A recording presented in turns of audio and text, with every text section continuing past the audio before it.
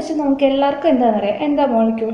ഒരു group of atom. Okay, ഒരു physical force of attraction മൂലം ഒരുമിച്ച് ചേർക്കപ്പെട്ടിരിക്കുന്ന ഒരു ഗ്രൂപ്പ് ഓഫ് ആറ്റംസിനെയാണ് നമ്മൾ എന്തെന്ന് വിളിക്കുന്നത്? മോളിക്യൂൾ എന്ന് വിളിക്കുന്നത്. അറിയാം അല്ലേ? ഈ മോളിക്യൂളിനെ തന്നെ പിന്നെ തരംതിരിച്ചിട്ടുണ്ട്. എന്തൊക്കെയായിട്ട്? Homonuclear atomic, heteronuclear atomic, homonuclear polyatomic, heteronuclear polyatomic. Okay, ഇങ്ങനെ നാലായിട്ട് തരംതിരിച്ചിട്ടുണ്ട്. ഓക്കെ, ഇതിൻ്റെ ഓരോന്നും എന്താ നമുക്ക് പറഞ്ഞു തരുന്നത് നോക്കാം. നമുക്ക് പേരിൽ നിന്ന് തന്നെ ആ ഒരു എക്സ്പ്ലനേഷനിലേക്ക് എത്താം. ആദ്യത്തേത് പറഞ്ഞിരിക്കുന്നത് എന്താ? ഹോമോന്യൂക്ലിയർ ഡയറ്റോമിക്. ഡയറ്റോമിക് എന്ന് വെച്ചാൽ 2 ആറ്റംസ് എന്നാണ് അവിടെ മീനിങ് വരുന്നത്. ഓക്കെ, അപ്പോൾ ഹോമോന്യൂക്ലിയർ. ഓക്കെ, ഹോമോന്യൂക്ലിയർ. ഹോമോ മീൻസ് സെയിം, അറിയാം. ഹോമോ എന്ന് വെച്ചാൽ സെയിം എന്നറിയാം. ന്യൂക്ലിയർ എന്ന് പറയുമ്പോൾ ന്യൂക്ലിയസുമായി ബന്ധപ്പെട്ട. ഓക്കെ, ന്യൂക്ലിയസിന് തന്നെ ഉദ്ദേശിക്കുന്നത്. ഓക്കെ, ന്യൂക്ലിയസിൽ ആരൊക്കെയാണ് വരുന്നത്? പ്രോട്ടോണും ഉണ്ട്, ന്യൂട്രോണും ഉണ്ടല്ലേ. പ്രോട്ടോണും വരുന്നുണ്ട്, ന്യൂട്രോണും വരുന്നുണ്ട്. എവിടെ? ന്യൂക്ലിയസ് വരുന്നുണ്ട്. ഓക്കെ, നമുക്കിപ്പോൾ പ്രോട്ടോണിൻ്റെ കേസ് എടുത്ത് നോക്കാം. അപ്പോൾ ഹോമോന്യൂക്ലിയർ മീൻസ് സെയിം പ്രോട്ടോൺ എന്നാണ് അവിടെ ഉദ്ദേശിക്കുന്നത്. അപ്പോൾ സെയിം പ്രോട്ടോൺ. ഫോർ എക്സാമ്പിൾ, ഇപ്പം 8 പ്രോട്ടോൺ ആണ് ഒരു ആറ്റത്തിനുള്ളതെന്ന് വെച്ചാൽ ഇവിടെ ഡയറ്റോമിക് എന്നല്ലേ പറഞ്ഞിരിക്കുന്നത്. അപ്പോൾ 8 പ്രോട്ടോൺ ആണ് ഒരു ആറ്റത്തിനുള്ളതെന്ന് വെച്ചാൽ ഇപ്പം മറ്റേ ആറ്റത്തിനും 8 പ്രോട്ടോൺ തന്നെ വേണം എന്നാണ് എന്ത് നമുക്ക് പറഞ്ഞു തരുന്നത്? ഹോമോന്യൂക്ലിയർ ഉണ്ട് നമുക്ക് പറഞ്ഞു തരുന്നത്. ഓക്കെ, 8 പ്രോട്ടോണുള്ള ആറ്റം ഏതാണ്? ഒരേ ഒരു ആറ്റം ഉള്ളൂ. 8 പ്രോട്ടോണുള്ള ഒരേ ഒരു ആറ്റം ഏതാണ്? നമുക്കറിയാം. അറ്റോമിക് നമ്പർ എന്തിനാണ് സിഗ്നിഫൈ ചെയ്യുന്നത്? നമ്പർ ഓഫ് പ്രോട്ടോണിനെയാണ് സിഗ്നിഫൈ ചെയ്യുന്നത് നമുക്കറിയാം. ഓക്കെ, അപ്പോൾ 8 പ്രോട്ടോണുള്ള ഒരേ ഒരു ആറ്റം ഉള്ളൂ, ഓക്സിജൻ. ഓക്കെ, അപ്പോൾ ഒരു ആറ്റം ഓക്സിജൻ ആണെങ്കിൽ മറ്റേ ആറ്റം ഓക്സിജൻ തന്നെ ആയിരിക്കണം ഹോമോന്യൂക്ലിയർ ഡയറ്റോമിക്കിൽ. ഓക്കെ, അപ്പം നമുക്ക് വേറെ രീതിയിലും പറയാം. ഹോമോന്യൂക്ലിയർ ഡയറ്റോമിക്കിൽ എങ്ങനെയാണെന്ന് പറയാം? സെയിം ആറ്റം ആണെന്ന് പറയാം. ഓക്കെ, ഒരേപോലെയുള്ള 2 ആറ്റങ്ങൾ കൂടിച്ചേർന്നിരിക്കുന്നതാണ് ഏത്? ഹോമോന്യൂക്ലിയർ ഡയറ്റോമിക്കിന് എക്സാമ്പിൾ. ഓക്കെ, നമുക്ക് എഴുതാം. O2 അപ്പോൾ എക്സാമ്പിൾ ആവും. ഒരേ ആറ്റം അല്ലേ? ഒരേ ആറ്റം അല്ലേ? 2 എണ്ണോ. പിന്നെ ഏത് എക്സാമ്പിൾ ആവും? O2 എക്സാമ്പിൾ ആവും. ഡയറ്റോമിക് അല്ലേ, അതുകൊണ്ട് O2. പിന്നെ ഏത് എക്സാമ്പിൾ ആവും? N2 എക്സാമ്പിൾ ആവും. ഓക്കെ, അതൊക്കെ എക്സാമ്പിളാണ് അല്ലേ? H2 എക്സാമ്പിൾ ആവും. അപ്പോൾ ഹോമോന്യൂക്ലിയർ ഡയറ്റോമിക് നമ്മൾ തന്നെ ഒരു പേരിൽ തന്നെ നമുക്ക് ആ ഒരു എക്സ്പ്ലനേഷനിലേക്ക് എത്താൻ പറ്റി അല്ലേ? ഇനി ഹെട്രോന്യൂക്ലിയർ. ഹെട്രോ മീൻസ് നമുക്കറിയാം ഡിഫറെൻ്റ് എന്നാണ് മീൻ അല്ലേ? അപ്പോൾ ഡിഫറെൻറ്റ് ന്യൂക്ലിയസ് ഉള്ളു മീൻസ് അപ്പോൾ 2 ആറ്റം എന്നാണ് അവിടെ മീനിങ് ചെയ്യുന്നത്. ഡിഫറെൻറ്റ് ന്യൂക്ലിയസ് ഉള്ളവർ 2 ആറ്റംസ് അല്ലേ? ഓക്കെ, അപ്പോൾ 2 ആറ്റംസ് ഉള്ളവർ. ഓക്കെ, 2 ആറ്റംസ് ഉള്ള 2 ആറ്റംസ്. ഓക്കെ, 2 ആറ്റംസിനെ അവിടെ സിഗ്നിഫൈ ചെയ്യുന്നത്. ഓക്കെ, ഹെട്രോന്യൂക്ലിയർ ഉണ്ടെന്ന് വെച്ചിട്ട് 2 ആറ്റംസിനെ സിഗ്നിഫൈ ചെയ്യുന്നത് അല്ലേ? ഓക്കെ, ഡയറ്റോമിക് വെച്ചിട്ട്. അപ്പോൾ 2 ആറ്റംസ്. ഓക്കെ, 2 ആറ്റംസ് ഉള്ളവരാണ് ഈ ഒരു വിഭാഗത്തിൽ വരുന്നത്. ഓക്കെ, അപ്പോൾ ഏതൊക്കെ വരാം? HCl വരാം അല്ലേ? HCl എക്സാമ്പിൾ വരാം. പിന്നെ HBr എക്സാമ്പിൾ വരാം. ഓക്കെ, ഇവരൊക്കെ 2 ആറ്റംസ് ആണ് ഡയറ്റോമിക്. ഓക്കെ, 2 ആറ്റംസ് ആയിട്ട് വയ്ക്കുന്നവരാണ്. സെയിം ആറ്റംസ് അല്ല, സെയിം ആറ്റംസ് ആണ് വരുന്നതെങ്കിൽ O2 N2 ഒക്കെ അല്ലെ സെയിം ആറ്റംസ്. അത് ഹോമോന്യൂക്ലിയറാണ്, ഇത് ഹെട്രോന്യൂക്ലിയർ ഡയറ്റോമിക്. ഓക്കെ, ഇനി അടുത്ത ഹോമോന്യൂക്ലിയർ പോളി അറ്റോമിക്. ഓക്കെ, അപ്പോൾ സെയിം ആറ്റംസ് ആണ്. പോളി മീൻസ് എന്താ? മെനി എന്നല്ലേ മീനിങ് വരുന്നത്. ഓക്കെ, ഒരുപാട് ആറ്റംസ് ഉള്ളവർ. ഓക്കെ, സെയിം ആയിട്ടുള്ള ഒരുപാട് ആറ്റംസ്. അങ്ങനെ വരുന്ന ഏതൊക്കെയാണ് എക്സാമ്പിൾ വരുന്നത്?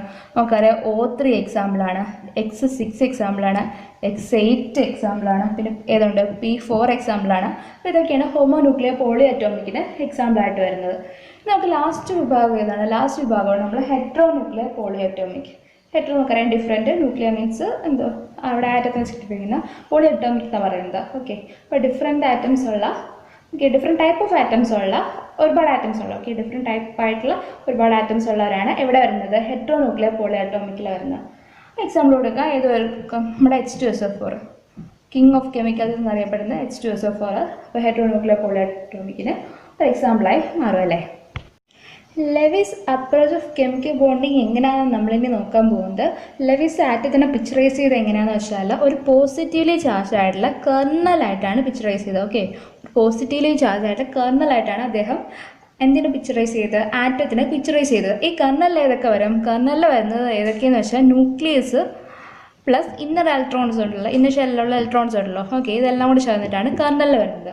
ഓക്കെ, അപ്പോൾ ഒരു പോസിറ്റീവ്ലി ചാർജ് കെർണൽ, അതിന് ചുറ്റായിട്ട് എന്താ ഒരു ഔട്ടർമോസ്റ്റ് ഷെൽ കാണാം അല്ലേ? ഒരു ഔട്ടർമോസ്റ്റ് ഷെല്ലിൽ, ആ ഒരു ഔട്ടർമോസ്റ്റ് ഷെല്ലിൽ മാക്സിമം അക്കോമഡേറ്റ് ചെയ്യാൻ പറ്റുന്ന ഇലക്ട്രോണിൻ്റെ എണ്ണം 8 ആണ്. ഓക്കെ, 8 ഇലക്ട്രോണിനാണ് മാക്സിമം അക്കോമഡേറ്റ് ചെയ്യാൻ പറ്റുന്നത്. ഓക്കെ, എല്ലാത്തിലും 8 ഇലക്ട്രോൺ കാണണമെന്നില്ല. അദ്ദേഹം പറഞ്ഞു വെച്ചാൽ മാക്സിമം 8 ഇലക്ട്രോണിന് മാത്രമേ അക്കോമഡേറ്റ് ചെയ്യാൻ പറ്റുള്ളൂ എന്നാണ് അദ്ദേഹം പറഞ്ഞു വെച്ചത്. ഓക്കെ, അദ്ദേഹം പറഞ്ഞു വെച്ചാൽ ഒരു ക്യൂബ് എന്ന ബേസിസിലാണ് കേട്ടോ. അപ്പോൾ പോസിറ്റീവ് ചാർജ് കർണൽ ഇതിൻ്റെ അകത്തായിട്ട് വരുന്നത്. എന്നിട്ട് ഔട്ടർമോസ്റ്റ് ഇലക്ട്രോൺസ് ഒരു ക്യൂബിൻ്റെ ഓരോ കോർണേഴ്സിലായിട്ട് അക്കോമഡേറ്റ് ചെയ്യുന്ന രീതിയിലാണ് അദ്ദേഹം പറഞ്ഞു വെച്ചത്. ഓക്കെ, അപ്പോൾ സോഡിയത്തിൻ്റെ കേസൊക്കെ എടുക്കുകയാണെങ്കിൽ ഒരു കോർണറിൽ മാത്രമേ എന്ത് കാണുള്ളൂ? ഇലക്ട്രോൺ കാണുള്ളൂ അല്ലേ? ഓക്കെ, സോഡിയം ആറ്റത്തിൻ്റെ കേസ് എടുക്കുകയാണെങ്കിൽ ഇപ്പോൾ ഇൻ കേസ് നമ്മൾ നോബിൾ ഗ്യാസസ് എടുക്കുകയാണെങ്കിൽ 8 കോർണേഴ്സും ഓക്കുപ്പൈഡ് ആയിരിക്കും എന്ന രീതിയിലൊക്കെയാണ് അദ്ദേഹം എന്തിനെ പിക്ചറൈസ് ചെയ്തത്, ആറ്റത്തിനെ പിക്ചറൈസ് ചെയ്തത്. അദ്ദേഹം പറഞ്ഞ ഈ 8 ഇലക്ട്രോൺ ഉള്ള ഈ ഒരു സ്റ്റേറ്റ് ആണ് ഏറ്റവും സ്റ്റേബിൾ എന്നാണ് പറഞ്ഞിരിക്കുന്നത്. അദ്ദേഹം മറ്റൊരു കാര്യം കൂടെ പറഞ്ഞു, ഈ സ്റ്റെബിലിറ്റി അറ്റൈൻ ചെയ്യാൻ വേണ്ടിയിട്ടാണ് അവർ എന്തുണ്ടാക്കുന്ന കെമിക്കൽ ബോണ്ടുകൾ ഉണ്ടാക്കി 8 ഇലക്ട്രോൺ എന്നുള്ള അവർ സ്റ്റെബിലിറ്റിയുടെ ക്രിറ്റേറിയ അറ്റൈൻ ചെയ്യും എന്ന രീതിയിലാണ് അദ്ദേഹം പറഞ്ഞത്.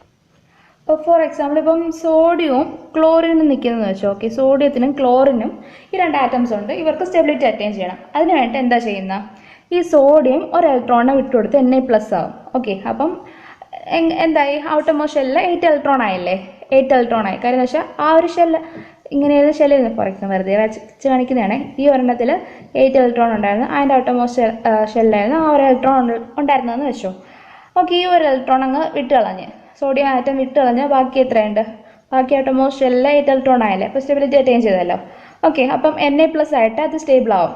ഇനി ക്ലോറിൻ, ഈ ആ ഒരു ഇലക്ട്രോൺ ഉണ്ടല്ലോ, ഈ ക്ലോറിൻ അങ്ങ് എടുക്കും. ഓക്കെ, ക്ലോറിൻ ഭയങ്കര ഇലക്ട്രോൺ നെഗറ്റീവ് അല്ല, ആ ക്ലോറിൻ അങ്ങ് എടുക്കും. അപ്പോൾ ക്ലോറിൻ്റെ ഔട്ടർമോസ്റ്റ് ഷെല്ലിൽ എങ്ങനെയായിരുന്നു, ഔട്ടർമോസ്റ്റ് ഷെല്ലിൽ വന്നിട്ട് എങ്ങനെയായിരുന്നു, 7 ഇലക്ട്രോൺ ആയിരുന്നു ഉണ്ടായിരുന്നു. ഓക്കെ, 7 1 2 3 4 5 6 7.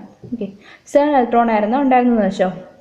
ഓക്കെ, ആ ഒരു ഇലക്ട്രോണിനെ കിട്ടുമ്പോൾ 8 ഇലക്ട്രോൺ ആയി. അപ്പോൾ അത് എന്തായി, സ്റ്റേബിളായി. ഓക്കെ, അപ്പോൾ ഇങ്ങനെ Cl- ആവും, ഒരു ഇലക്ട്രോൺ എടുക്കുമ്പോൾ Cl- ആവുമല്ലോ.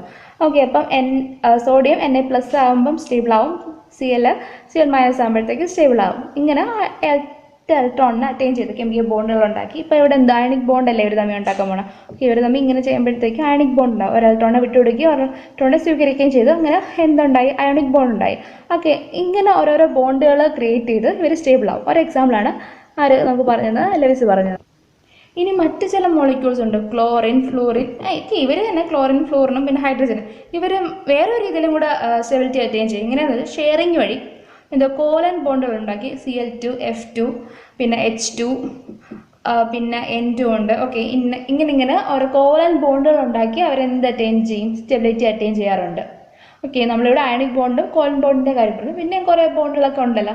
അങ്ങനെ പല പല ബോണ്ടുകൾ ഉണ്ടാക്കി അവർ സ്റ്റെബിലിറ്റി അറ്റൈൻ ചെയ്യാറുണ്ട്. ഓക്കെ, കെമിക്കൽ ബോണ്ടുകൾ ക്രിയേറ്റ് ചെയ്യും. ഇപ്പോൾ ടൈപ്പ് ഓഫ് ബോണ്ട് നമ്മൾ കഴിഞ്ഞ വീഡിയോയിൽ ഡിസ്കസ് ചെയ്തതാണ്. ലെവിസ് സിമ്പിൾ നൊട്ടേഷൻ എങ്ങനെയാണെന്ന് നമുക്ക് നോക്കാം. അത് അദ്ദേഹം പറഞ്ഞത് എങ്ങനെയാണ്, ഒരു കർണൽ അതിന് ചുറ്റും ഔട്ടർമോസ്റ്റ് ഇലക്ട്രോണിൻ്റെ രീതിയിലാണ് പറഞ്ഞു വെച്ചത്. ആ രീതിയിൽ തന്നെയാണ് അദ്ദേഹത്തിൻ്റെ സിമ്പിളും പറഞ്ഞേക്കുന്നത്. ഓക്കെ, ഇപ്പോൾ നമ്മൾ ഓർഡറിൽ എഴുതിക്കുക, ലിഥിയം 3 4 5 6 അങ്ങനെ അറ്റോമിക് നമ്പറിൻ്റെ ഓർഡറിൽ എഴുതിക്കുക. കുറച്ച് എലമെൻറ്റ്സ് മാത്രം എടുത്ത് എഴുതിക്കുക. അപ്പം അവിടെ നമുക്ക് എങ്ങനെയാണ് നോക്കാം. ഓക്കെ, ലിഥിയം വരുമ്പോൾ എത്രയാണ്, അതിൻ്റെ അറ്റോമിക് നമ്പർ 3 ആണ് അല്ലേ. അപ്പോൾ 2 1 എന്ന രീതിയിലാണ് പോകുന്നത് അല്ലേ. അപ്പോൾ രണ്ട് ഇലക്ട്രോൺ ഔട്ടർമോസ്റ്റ് ഷെല്ലിൽ 1 ഇലക്ട്രോൺ ആണ്. ഓക്കെ, ആ ഒരു ഔട്ടർമോസ്റ്റ് ഷെല്ലിലുള്ള ആ ഒരു ഇലക്ട്രോണിനെയാണ് ഇവിടെ ഒരു ഡോട്ട് കൊണ്ട് റെപ്രസെൻറ്റ് ചെയ്തിരിക്കുന്നത്. ബെർലിയത്തിൻ്റെ കേസ് ആകുമ്പോൾ അങ്ങനെയാണ് 2 2 അല്ലേ. അപ്പോഴെങ്ങനെയാണ് കോൺഫിഗറേഷൻ നോക്കുമ്പോഴത്തേക്ക് 2 2. അപ്പോൾ ഞാൻ എല്ലാ KLMN റെപ്രസെൻറ്റേഷൻ ഉണ്ടല്ലോ, അതിൻ്റെ ബേസിസിലാണ് പറയുന്നത്. ഓക്കെ, അപ്പോൾ 2 എന്ന രീതിയിലുള്ള ബെർലിയം വരുന്നത്, 2 ഇലക്ട്രോൺ. ഇതാകുമ്പോൾ 2 3 വരും, അപ്പോൾ 3 ഇലക്ട്രോൺ. അങ്ങനെ 4 വരുമ്പോൾ 2 4 വരുമ്പോൾ 4 ഇലക്ട്രോൺ. അങ്ങനെ ഔട്ടർമോസ്റ്റ് ഷെല്ലിൽ എത്ര ഇലക്ട്രോൺ ഉണ്ടോ അത്ര ഇലക്ട്രോണിന് ആറ്റത്തിൻ്റെ സിമ്പിൾ എഴുതും. ഇപ്പോൾ ലിഥിയത്തിൻ്റെ കേസിൽ ലിഥിയത്തിൻ്റെ സിമ്പിൾ എഴുതി അതിൻ്റെ ഔട്ടർമോസ്റ്റിൽ എത്ര ഇലക്ട്രോൺ ഉണ്ടോ ആ ഇലക്ട്രോണിനെ ഡോട്ടായിട്ട് റെപ്രസെൻറ്റ് ചെയ്യും. അപ്പോൾ നമ്മൾ നിയോണൊക്കെ ഏതാണ്, നോബിൾ ഗ്യാസിൻ്റെ വിഭാഗത്തിൽപ്പെടുന്നതാണല്ലേ. അപ്പോൾ നോബിൾ ഗ്യാസ് എന്താ നമുക്കറിയാം, ഒക്ടറ്റ് അറ്റൈൻ ചെയ്തവരാണ്. അതുകൊണ്ട് തന്നെ അദ്ദേഹം അതിനെ പറഞ്ഞു വെച്ചു, ഈ ഒക്ടറ്റ് അറ്റൈൻ ചെയ്യാനായിട്ടാണ് ഏതൊരു എലമെൻ്റ് ആയാലും ശ്രമിക്കുന്നത്, ഏതൊരു ആറ്റം ആയാലും ശ്രമിക്കുന്നത് ഒറ്റയ്ക്ക് അറ്റൈൻ ചെയ്യാനായിട്ടാണ്. എന്ത് വഴിയൊക്കെ കെമിക്കൽ ബോണ്ട് വഴിയാണ് ഇത് ചെയ്യുന്നതെന്നും അദ്ദേഹം പറഞ്ഞു തന്നു. ഓക്കെ, അപ്പം നിയോണൊക്കെ എന്ന് വെച്ചാൽ എന്താ, ഒക്ടറ്റ് അറ്റൈൻ ചെയ്തവരാണ്, ആൾറെഡി ഒക്ടറ്റ് ഉള്ളവരാണ്. അപ്പോൾ ഇവരൊക്കെ ഹൈലി സ്റ്റേബിൾ ആണ്. ഇപ്പോൾ നോബിൾ ഗ്യാസ് ഒക്കെ ഹൈലി സ്റ്റേബിൾ എന്നാണ് പറഞ്ഞു വെക്കുന്നത്. അപ്പം നിയോണിന് ഔട്ടർമോസ്റ്റ് ആയിട്ട് 8 ഇലക്ട്രോൺസ്. ഓക്കെ, 4 ആയല്ലേ. ഓക്കെ, സോറി, ഇവിടെ 4 അപ്പോൾ 4 into 8. ഓക്കെ, അപ്പോൾ ടോട്ടൽ 8 ഇലക്ട്രോൺസ് ഉണ്ട്. ഓക്കെ, അപ്പം 8 ഇലക്ട്രോൺസ് ഉണ്ട്. അപ്പം ഇവരൊക്കെ സ്റ്റെബിലിറ്റി അറ്റൈൻ ചെയ്തവരാണ്. അങ്ങനെ ഓരോന്നിൻ്റെയും സിമ്പിൾസ് ആണ് ഇവിടെ കാണിച്ചിരിക്കുന്നത്. ഓക്കെ, ഇതാണ് ലെവിസ് സിമ്പിൾ നൊട്ടേഷൻ ഇങ്ങനെയാണ് കാണിക്കുന്നത്.